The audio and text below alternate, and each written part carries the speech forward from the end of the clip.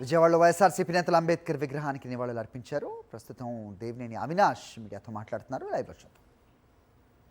దాడులు కానివ్వండి, అన్యాయాలు కానివ్వండి, ఆ విధంగా ఈరోజు కూటమి ప్రభుత్వం ముందుకు వెళ్తున్నారు. తప్పకుండా రాబోయే రోజుల్లో అంబేద్కర్ గారు ఒక ఆశయ సాధన కోసం జగన్మోహన్ రెడ్డి గారు ఒక నాయకత్వంలో మరింత ముందుగా పనిచేసుకుంటూ ముందుకు వెళ్తాం అందరూ చెప్తూ సెలవు తీసుకున్నారు.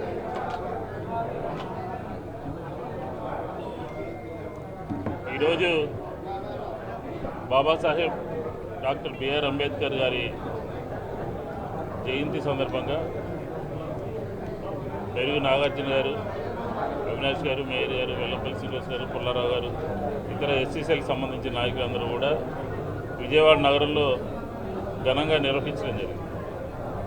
జగన్మోహన్ రెడ్డి గారు గత ప్రభుత్వం అమరావతిలో పెడతామని చెప్పని ఈ కార్యక్రమం నిరాదరణకి గురైతే మనందరికీ మార్గదర్శకులుగా ఉన్నారు ప్రపంచ మేధావి, రాజ్యాంగ నిర్మాత. ఆయన్ని విజయవాడ నగరంలో దాదాపుగా 420 కోట్ల రూపాయలతో ఈ కార్యక్రమాన్ని తీసుకోవడం జరిగింది. ఆయన పరిపాలన అంతా కూడా అంబేద్కర్ గారి ఆశయాలతో, లక్ష్యాలతో అనేక రంగాల్లో రిఫార్మ్స్ తీసుకొచ్చి పరిపాలనలో మార్పులు చేశారు. విద్య, వైద్య రంగాల్లో మార్పులు చేశారు. అలాగే సప్లాన్కి తగ్గట్టుగా నిధులు ఖర్చు పెట్టారు. ఆయన పరిపాలన అంతా కూడా అంబేద్కర్ గారి యొక్క లక్ష్యాలకి అనుగుణంగా 5 సంవత్సరాలు ఆయన పరిపాలన చేయడం జరిగింది. ఇలాంటి సందర్భంలో మేము పదే పదే చెప్తున్నాము, రాష్ట్ర ప్రభుత్వం నిర్మించినటువంటి ఈ అంబేద్కర్ గారి విగ్రహాన్ని రాష్ట్ర ప్రభుత్వం తరఫున అధికారులు, ముఖ్యమంత్రి గారు కానీ, మంత్రులు కానీ ఎందుకని వచ్చి ఇక్కడ గార్లెండ్ చేయరు అని చెప్పి సంవత్సరం నుంచి అడుగుతా ఉన్నాం. సంవత్సరం తర్వాత ఈరోజు బయలుదేరారు. ప్రజల్లో ఈ ప్రభుత్వం యొక్క చర్యల్ని ప్రజలందరూ వ్యతిరేకిస్తున్నారని తెలిసి ఈరోజు ఇన్ఛార్జ్ మినిస్టర్ గారిని పంపిస్తారని చెప్పని చెబుతా ఉన్నారు. ఇది వైఎస్ఆర్ కాంగ్రెస్ పార్టీ విజయం అని చెప్పి ఈ సందర్భంగా నేను మనవి చేస్తా ఉన్నాను. ఎందుకంటే అమరావతికి, రాజధానికి దగ్గరలో విజయవాడ నగరం నడిబొడ్డులో ఉంటే దీన్ని పూర్తిగా 10 నెలల పాటు నిర్లక్ష్యానికి గురి చేశారు. లిఫ్ట్లు పనిచేయట్లేదు, వాటర్ ఫౌంటైన్లు పనిచేయట్లేదు, అలాగే గ్రీనరీ పనిచేయట్లేదు, మెయింటెనెన్స్ లేదు. పైగా రాత్రిపూట లైటింగ్ పెట్టి వచ్చేపోయే వాళ్ళ నగరంలో ఒక కనపడే విధంగా ఉంటే దానికి కరెంటు తీశారు. కరెంటు తీసేయడమే కాదు, దీనికి సంబంధించి డాక్వా బజార్కి అద్దెకిచ్చారు.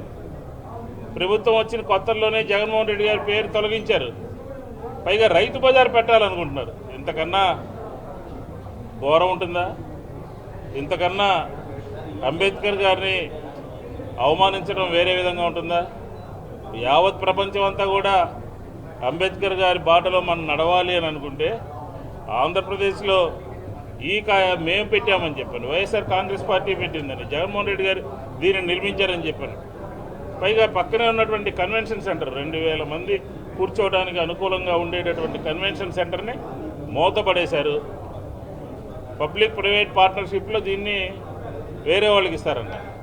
ప్రభుత్వం యొక్క గౌరవం అంబేద్కర్ గారి మీద ఎంత ఉందో ఈ చర్యను బట్టి తెలిసిపోతుంది. కలెక్టర్ గారు తక్షణమే ఈ పీపీపీ మోడల్లో ఈ విగ్రహాన్ని, చుట్టూ ఉన్నటువంటి పరివారాన్ని పబ్లిక్ ప్రైవేట్ పార్ట్నర్షిప్లో ఇవ్వాలి అనేటటువంటి నిర్ణయాన్ని తక్షణమే విత్డ్రా చేసుకోవాలి. అది వైఎస్ఆర్ కాంగ్రెస్ పార్టీ తరఫున మేము డిమాండ్ చేస్తూ ఉన్నాం. లేకపోతే మీరు చేసినటువంటి పనులన్నీ కూడా ప్రజల దగ్గరికి వెళ్ళి అంబేద్కర్ గారికి మేము ఇచ్చినటువంటి గౌరవం ఆ విధంగా ఉంటే, ఈ 10 నెలల్లో మీరు ఇచ్చినటువంటి గౌరవం ఈ విధంగా ఉన్నది అని చెప్తాము అని చెప్పిన సందర్భంగా తెలియజేసుకుంటూ ఆ మహనీయుని బాటలో ప్రభుత్వాలు, పార్టీలు, వైఎస్ఆర్ కాంగ్రెస్ పార్టీ ఆయన అడుగుజాడలో నడుస్తుంది అని చెప్పి ఈ సందర్భంగా వారికి ఘనమైనటువంటి నివాళులు అర్పిస్తూ సెలవు తీసుకున్నాం.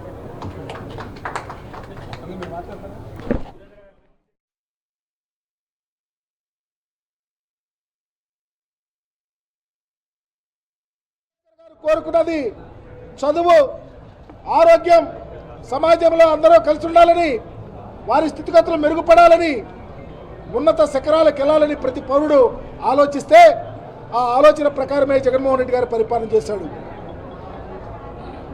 సమాజంలో చదువే ప్రామాణికం, అసమానతలు పోవాలంటే చదువు కావాలని కోరిన అంబేద్కర్ యొక్క ఆలోచన విధానాన్ని భుజాన వేసుకుని జగన్మోహన్ రెడ్డి గారు చదువుకు ప్రయారిటీ ఇచ్చి ఈ దేశంలో ఏ రాష్ట్రంలో చేయని విధంగా చదువులమ్మ తల్లిని ఆంధ్రప్రదేశ్లో ఓరలాడించి ఈ పేద బడుగు బలహీన వర్గాలు ఉన్నత కులాల్లో పేదవారు చదువుకు దూరంగా ఉన్న వాళ్ళందరూ ఉన్నత శిఖరాలకు వెళ్ళి ఇంగ్లీష్ చదవాలని ఇంగ్లీష్ మీడియంలో ప్రవేశపెట్టి ఈ రాష్ట్రంలో ఒక చరిత్ర సృష్టించారు. అలాగే ఆరోగ్యానికి సంబంధించి ఏ పేదవాడైనా ఎవరి మీద ఆధారపడకుండా డైరెక్ట్గా ఏ హాస్పిటల్కైనా వెళ్ళి కార్పొరేట్ హాస్పిటల్లో చూపించే విధంగా గొప్ప పరిపాలన అందించారు. సామాజికంగా గుండె మీద చేసుకుని ధైర్యంగా బ్రతకడానికి అవకాశం కలిగే విధంగా పరిపాలన చేసి జగన్మోహన్ రెడ్డి గారు తానుకు తానై అంబేద్కర్ వారసుడిగా భుజాన వేసుకొని పనిచేశాడు. అదేవిధంగా రాష్ట్రంలో ఎక్కడ అసమానతలు లేవు, ఎక్కడ చిన్న చిన్న అంటువడిస్తే తప్ప ఎక్కడ చిన్న పొరపచ్చాలు కూడా లేకుండా పరిపాలన చేసిన ముఖ్యమంత్రి ఏకైక ముఖ్యమంత్రి జగన్మోహన్ రెడ్డి గారు. ఆ కోణంలోనే ఆయన యొక్క గొప్ప ఆలోచన, ఎవరికి పుట్టినటువంటి ఆలోచన, ఎవరికి తోచినటువంటి ఆలోచన. ఆంధ్రప్రదేశ్లో విజయవాడ నడిబొడ్డున 125 అడుగుల విగ్రహాన్ని 450 కోట్ల రూపాయలు వెచ్చించి 81 అడుగుల పెడస్టల్లో 125 అడుగుల విగ్రహాన్ని ఏర్పాటు చేసి భారతానికి అందించినటువంటి మహనీయుడు జగన్మోహన్ రెడ్డి గారు.